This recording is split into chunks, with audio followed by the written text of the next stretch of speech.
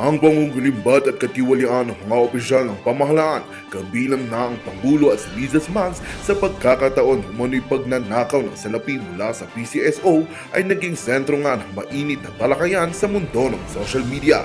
Maraming netizens ang nagpahayag ng kanilang disgusto at galit sa mga pangyayaring ito. Ang mga karamihan ay nananawagan ng pagpapatalsik sa kanilang mga opisyal. Ayon sa kanila, ang mga katiwalang ito ay nagdudulot ng paghihirap sa mga mamamayan na siyang tunay na biktima ng mga kapabayaan at kasakiman ng mga namumuno sa bansa. Sa gitna ng mga kontrobersiyang ito, lalong tumitindi ang panawagan ng transparency at accountability sa gobyerno. Ang mga netizens ay umaasa na ang mga aligasyon ng katiwalian ay mapag-iimbestigahan ng maayos at ang mga sangkot ay mapapanagot sa kanilang mga nagawa. Sa pamamagitan ng social media, patuloy na nagiging boses ng taong bayan ang mga individual na nagpapakita ng kanilang determinasyon na ipaglaban ang integridad at katarungan sa lipunan. Well, isang nga itong katunayan na dapat nating pagkatutukan. Ngunit bago ang lahat, siguraduhin mag-subscribe at i-hit ang notification bell para sa patuloy na pagtutok sa mga sulyap ng bagong balita sa tunay na boses ng masa.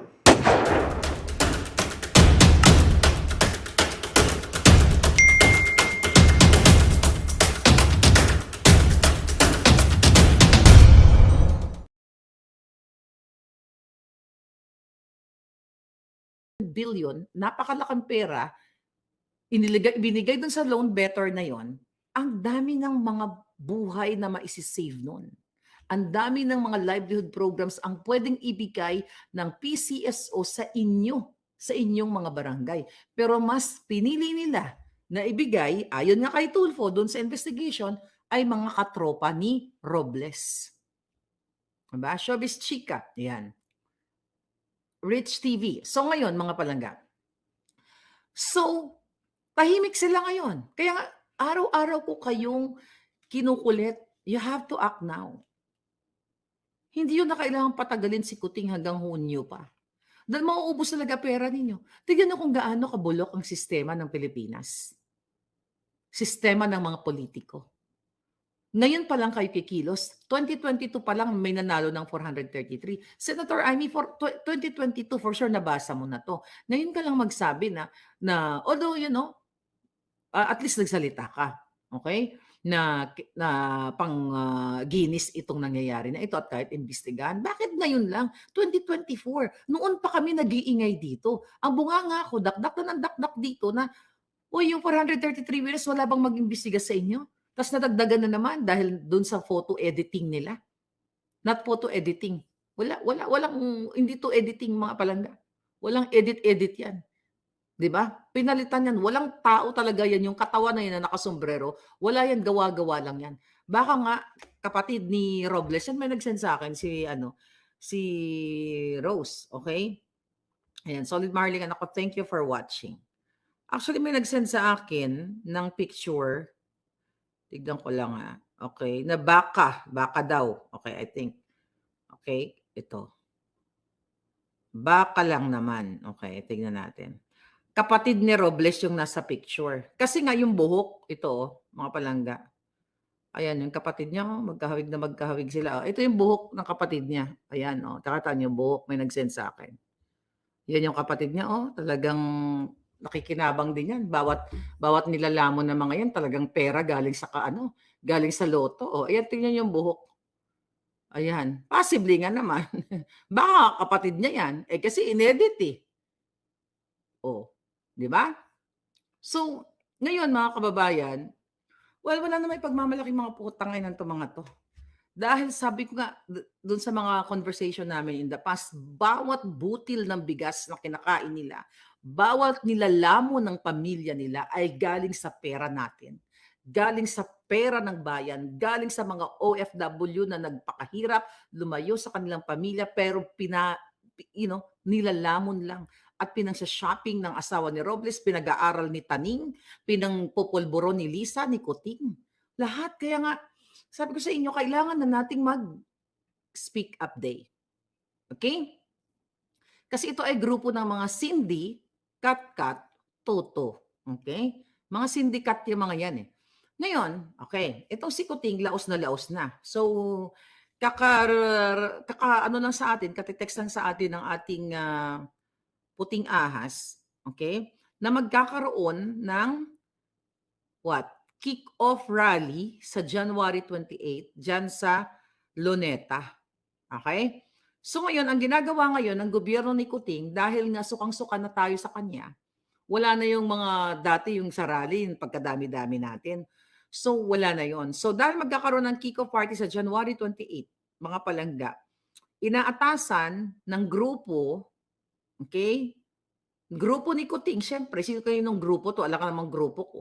Kick-off rally daw palangga, na mag-recruit ng mga empleyado sa gobyerno para umattend sa kanyang kick-off rally, okay, sa Quirino Grandstand. So anong magaganap dito mga palangga? Ano-anong ibig sabihin nito?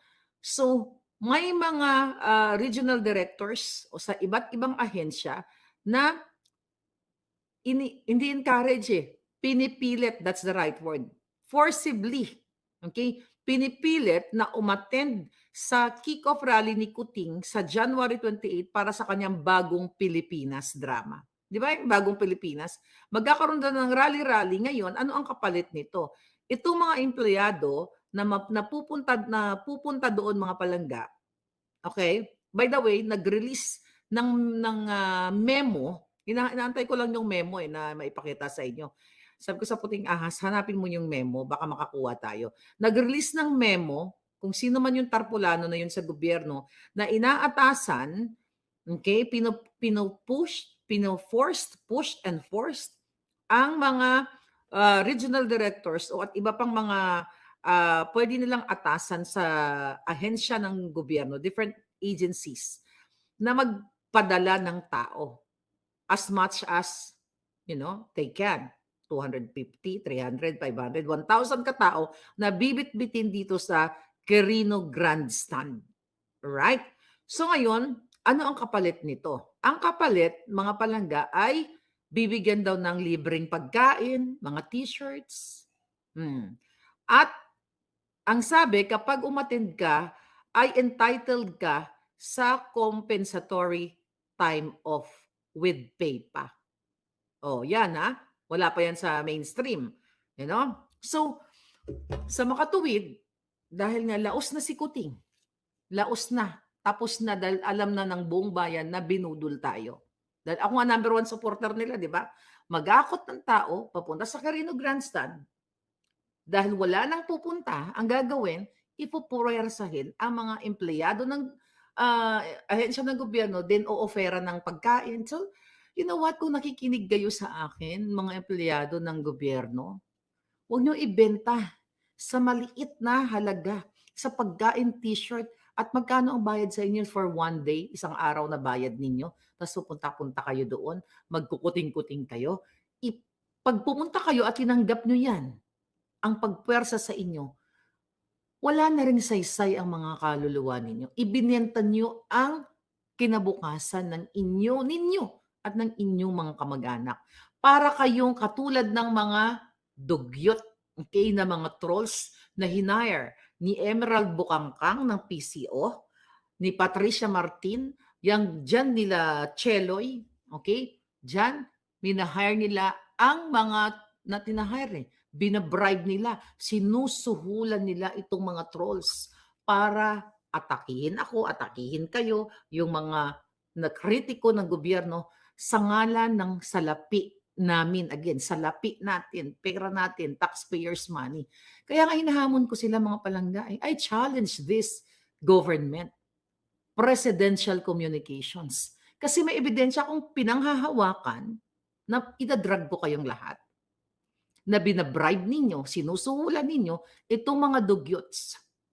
Okay? Itong mga trolls, mga palangga. At uulitin ko ulit, hindi lang ang problema natin sa Philippine Charity Sweepstakes. Kaya na-challenge ko si Lisa 'Di ba? Meron din ako pinanghahawakan na kikialam siya dito sa issue sa negosyo ng Okada. 'Di ba sinabi ko sa inyo, kumukubra si Lisa diyan. Kumukubra si Lisa, si Tambalosos, si Altenco, Sino pa ba?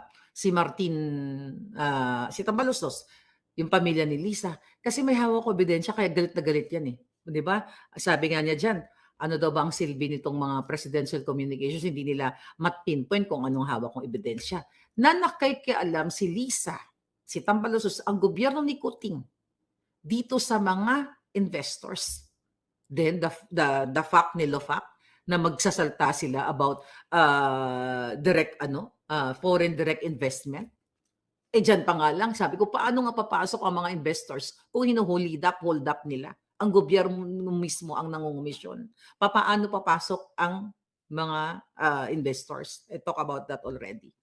Marami po tayong hawak na pwedeng, you know, na pwedeng maligwak itong, well, actually, you know what?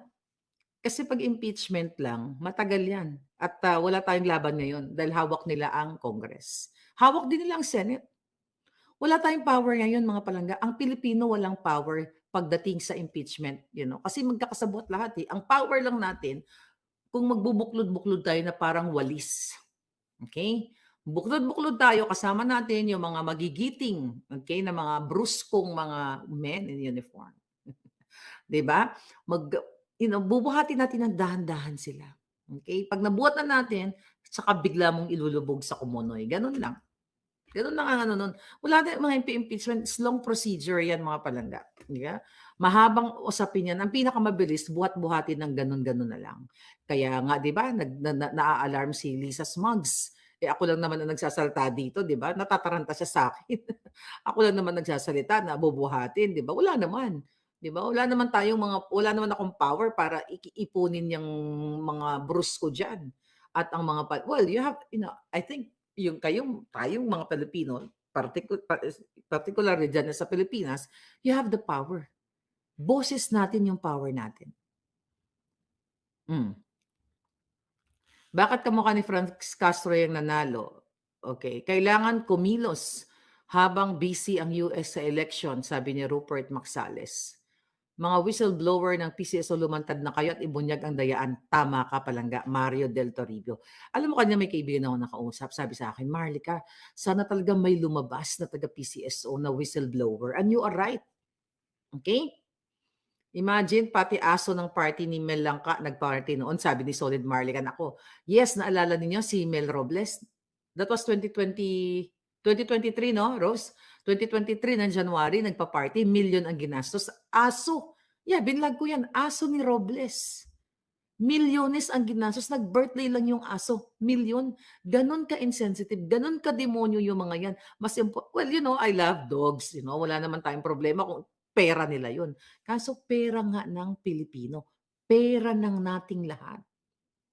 Sobrang kapal ng mukhang ito. Kaya nga kung hindi gagawa ng paraan ni Marcos Jr. at hindi niya sisibakan si Robles, kayo na sumibak.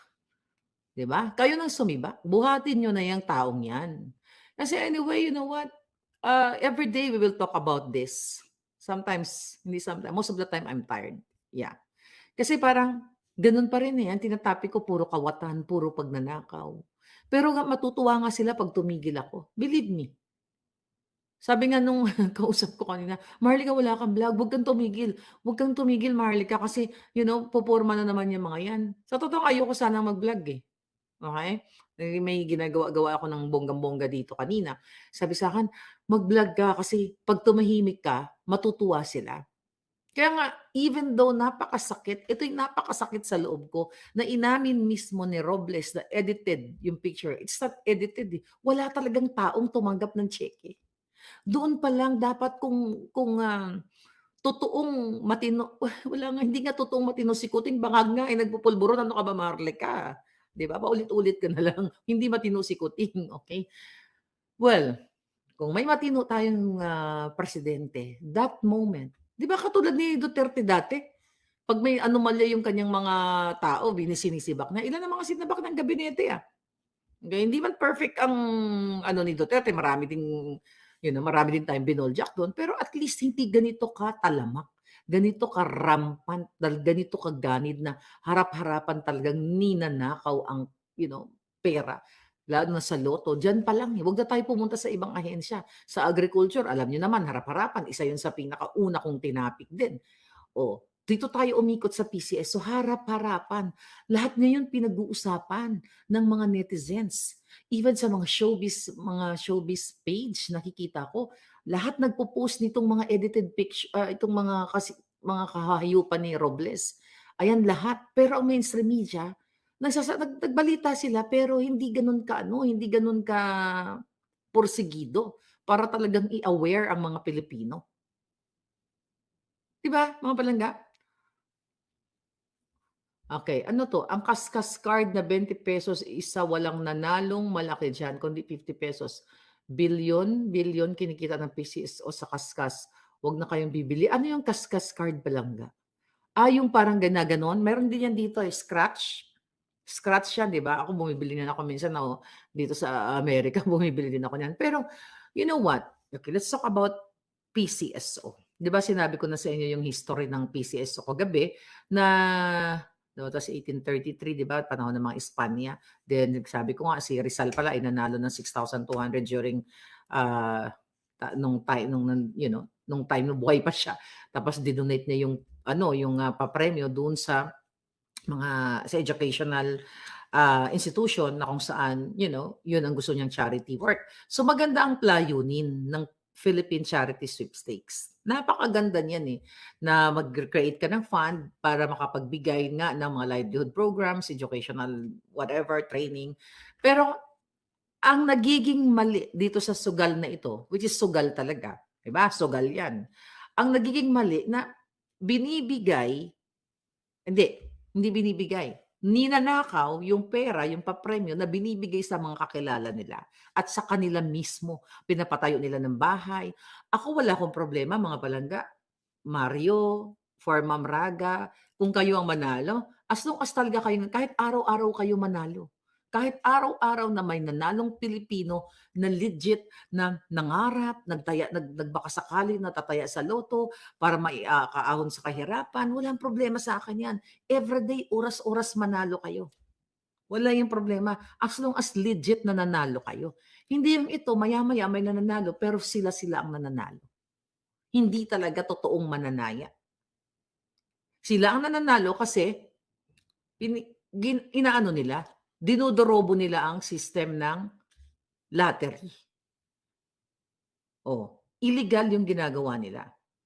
Basta legal yung nanalo pero yun nga walang may mga kasi may narrative 'tong mga buwaka ng inang ito, itong mga bataan ni Lisa at saka ni Mel Robles, yung mga trolls yan, eh, na hindi ba kayo natutuwa maraming nananalo, maraming ganyan, maraming natutulungan, julul. Hindi kami natutuwa dahil ang mga nanalo sila-sila lang. Si Lisa, si Kuting, si Robles, si Taning, lahat ng mga kamag-anak nila, yan ang mga pinapanalo nila or kanilang mga katropa sabi nga ni Tulfo dun sa Senate hearing. At yung executive inaabangan pa natin. Session nila wala pa ring release kung ano ba ni baka nagkabayaran na. Eto lang sasabihin ko kay Tulfo, 'di ba? Sabi ko sa iyo aaraw-arawin kita pag may mga issue. Kaso hindi ko kayang araw-arawin ka dahil mas malupit yung issue dito sa kay Lisa, eh, dapat itong araw-arawin ko. Aabangan ka namin, 'di ba? Maganda na yung pinakita mo dun sa hearing kahapon. Pero aabangan namin yung executive session na 'yan. At malalaman namin kung nagkabayaran or what. Chacha Kival, gusto niya i-firing squad ang lahat. Yeah, if I have the power, mga palangga, mag-a-agree ako sa'yo.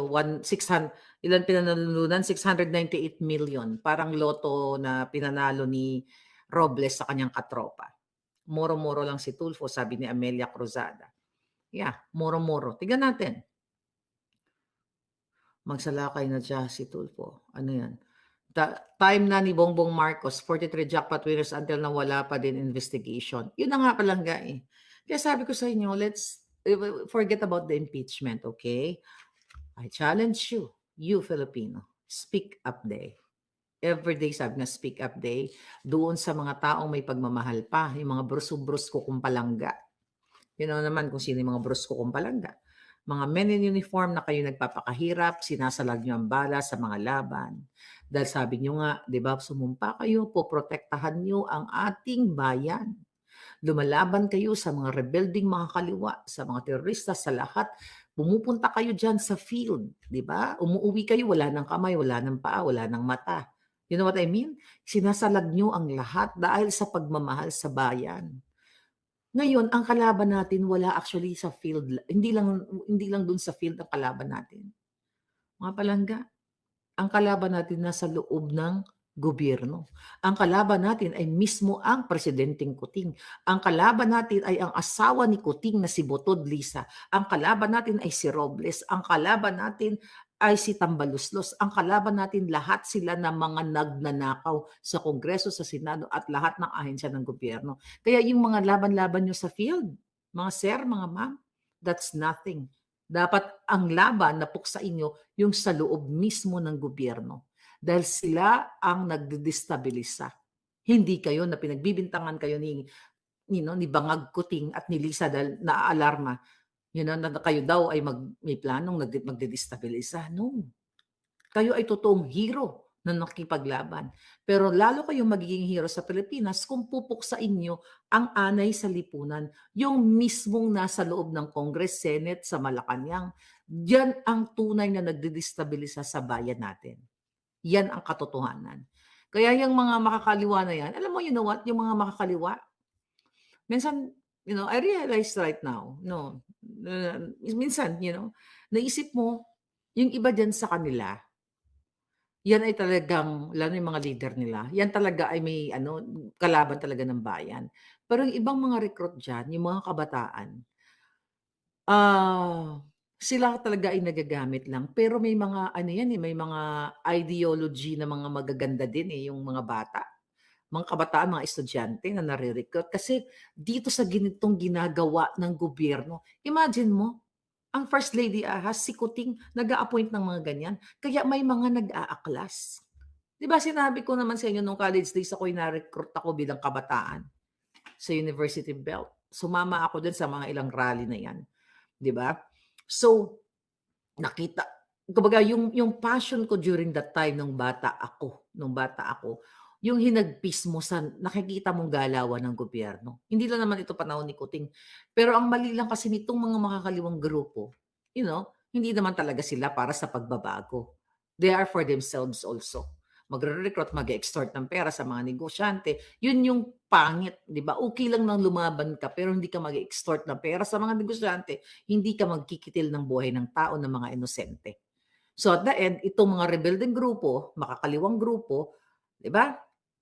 At itong si Kuting, si Tambalusos, pare-pareho sila. Kaya sila yung magkakampi. Di ba recently, di ba binigyan ng amnesty ni Kuting? Imagine mo mga gumurgor kung ano nang pinagagawa. Pinakawala ng bonggang-bongga.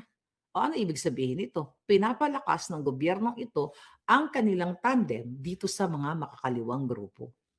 Para in case na kayo ay mag-speak up day, gagamitin nila yung mga kasabwat nila sa kabundukan at ang mga tiwali na natitira dyan sa hanay ng gobyerno para puksain kayo. And I am praying na hindi bloody ang mga darating na eksena. Kasi kawawa talaga Pilipino dito. Imagine mo, kapal ng mukha ni Kuting at kapal ng mukha ni Lisa. Mag-aalarma, magre-request ng mga tangki de guerra, chuchu. Bakit? Sino ba kaaway ninyo? Wala kayong kaaway. Kayo ang kaaway ng Pilipino. 'Di ba? Naaalarma kayo, nabubuang kayo, napaparaning kayo kasi yung mga utak nyo hindi nagpa-function. Maliban sa durug na ng pulburon, bangag na, wala na kayong pagmamahal sa taong bayan. Dahil in the first place, wala naman talaga kayong intention para ibangon ang Pilipinas. Your intention is makapag-deliver ang inyong mga kawatan na mga inupo sa mga ahensya ng gobyerno para magbigay sa inyo ng pera, hahayop kalisa, para dalhin ninyo sa offshore account ninyo, i-transport ninyo.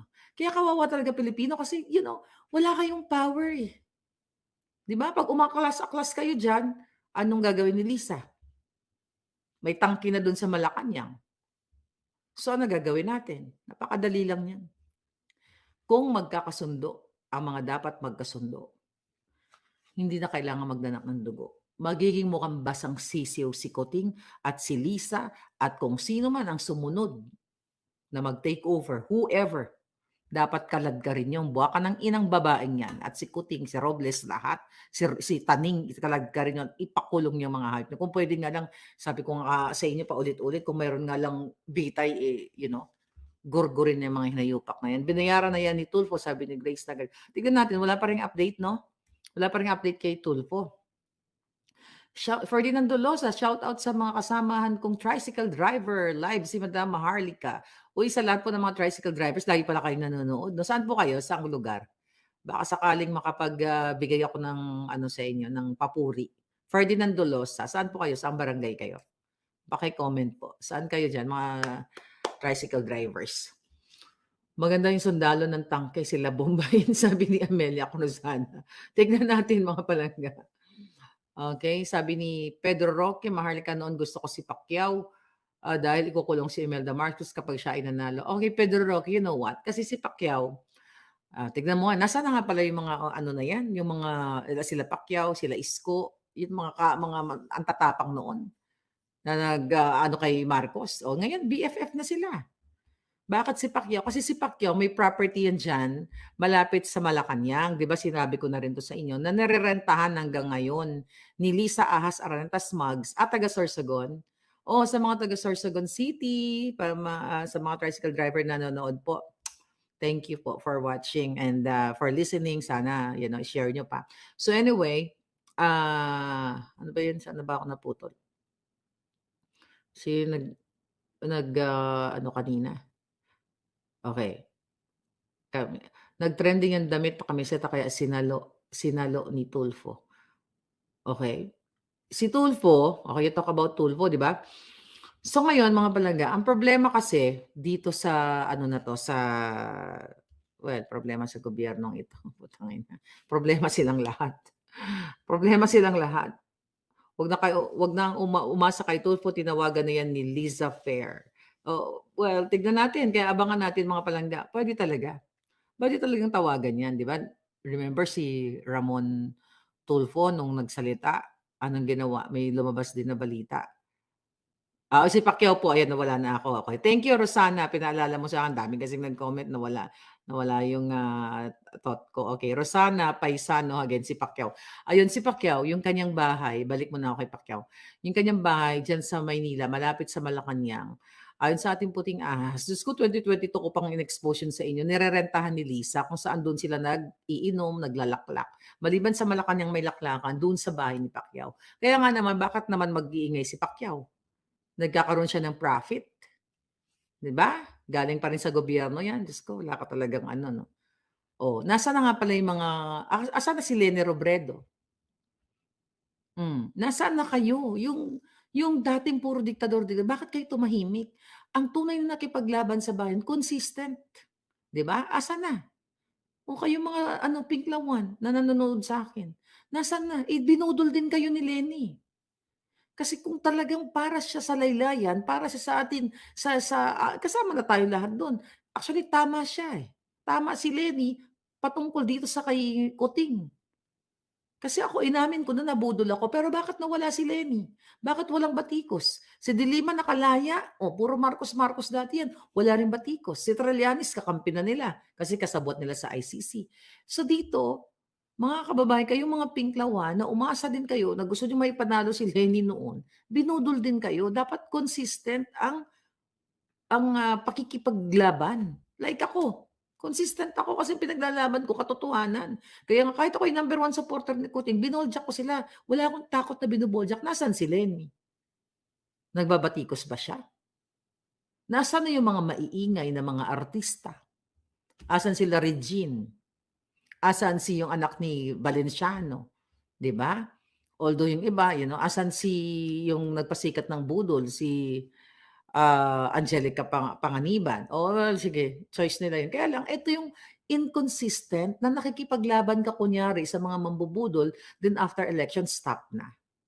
'Di ba? Bago ka sumawsaw sa politika or mag-comment ka ng you're very vocal, then after that, wala na. Ibig sabihin, mga walang kwenta tong mga taong ito. Yung mga artista dati, asan si Angel Locsin?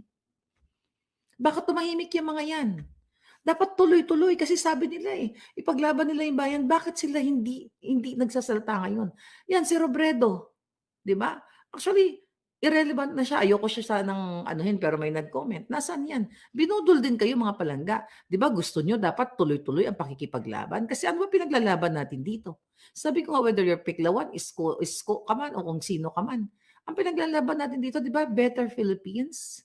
Para magkaroon na tayo, umuwi na yung mga pamilya sa Pilipinas para magkaroon ng maalwan na buhay, para hindi na kayo mawalay sa inyong mga magulang, sa inyong mga kapatid, sa inyong mga anak.